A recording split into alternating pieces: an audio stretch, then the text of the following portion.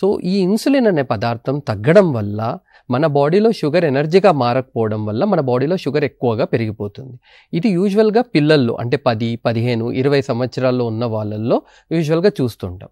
అదే ఏజ్ పెరుగుతున్న కొద్దిగా 30, 35, 40 సంవత్సరాలు వచ్చేసరికి కొందరికి షుగర్ బాడీలో పెరగడానికి కారణంగా ఇది టైప్ 2 డయాబెటీస్ అంటాం. దీంట్లో ఎలా ఉంటుందంటే ఇన్సులిన్ బాగానే ఉత్పత్తి అవుతుంది, కానీ ఇన్సులిన్ సరిగ్గా పనిచేయకపోవడం ఇతర కారణాల వల్ల, అంటే వాళ్ళు వారసత్వం ద్వారా రావడం వల్ల కానీ, లేకపోతే అతిగా బరువు పెరిగిపోవడం కానీ, లేకపోతే స్ట్రెస్ అతిగా పెరిగిపోవడం కానీ, ఇంకా నిద్ర సరిగ్గా డిస్టర్బెన్సెస్, బాడీలో ఇన్ఫెక్షన్స్ రావడము, అండ్ వాళ్ళ లైఫ్ స్టైల్ అంటే డైట్ ప్యాటర్న్స్ అంటే తినే పదార్థాలు టైంకి తినకపోవడము, తినే ఫుడ్స్లో ఎక్కువగా కార్బోహైడ్రేట్స్ ఉన్న కంటెంట్స్ ఎక్కువగా తినడము, ఇలా ఒక కారణం కానీ ఇతర ఇవన్నీ కారణాలు కలిపి కానీ వచ్చే డయాబెటీస్ని టైప్ 2 డయాబెటీస్ అంటారు.